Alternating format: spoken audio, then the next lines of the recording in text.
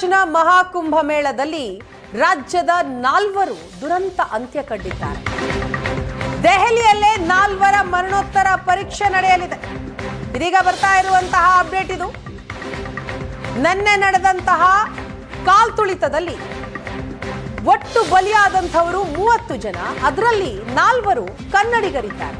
ರಾಜ್ಯದ ಬೆಳಗಾವಿಯವರಿದ್ದಾರೆ. ಅವರ ಮರಣೋತ್ತರ ಪರೀಕ್ಷೆ ದೆಹಲಿಯಲ್ಲೇ ನಡೆಯಲಿದೆ. ಕರ್ನಾಟಕ ಭವನದಲ್ಲಿ ಮರಣೋತ್ತರ ಪರೀಕ್ಷೆಗೆ ಸಿದ್ಧತೆಗಳನ್ನ ಮಾಡಿಕೊಳ್ಳಲಾಗ್ತಾ ಇದೆ. ಮರಣೋತ್ತರ ಪರೀಕ್ಷೆ ನಡೆಸದೆ ಮೃತದೇಹ ಸಾಗಿಸಿದಂತಹ ಯುಪಿ ಸರ್ಕಾರ ಏರ್ ಲಿಫ್ಟ್ ಮಾಡೋದಕ್ಕೆ ಮರಣೋತ್ತರ ಪರೀಕ್ಷೆ ಕಡ್ಡಾಯ. ಕರ್ನಾಟಕ ಭವನ ಹತ್ತಿರದ ಆಸ್ಪತ್ರೆಯಲ್ಲೇ ಪೋಸ್ಟ್ ಮಾರ್ಟಮ್ ಆಗುತ್ತೆ. ದೆಹಲಿಯಲ್ಲೇ ನಡೆಯುತ್ತೆ. ಮರಣೋತ್ತರ ಪರೀಕ್ಷೆಯ ನಂತರ ಮೃತದೇಹವನ್ನ ವಿಮಾನ ನಿಲ್ದಾಣಕ್ಕೆ ತೆಗೆದುಕೊಂಡು ಬರಲಾಗುತ್ತೆ. ಅಲ್ಲಿಂದ ಸಂಜೆ ಬೆಳಗಾವಿಗೆ ಅವರ ಹುಟ್ಟೂರಿಗೆ ಮೃತದೇಹವನ್ನ ತರಲಾಗುತ್ತೆ.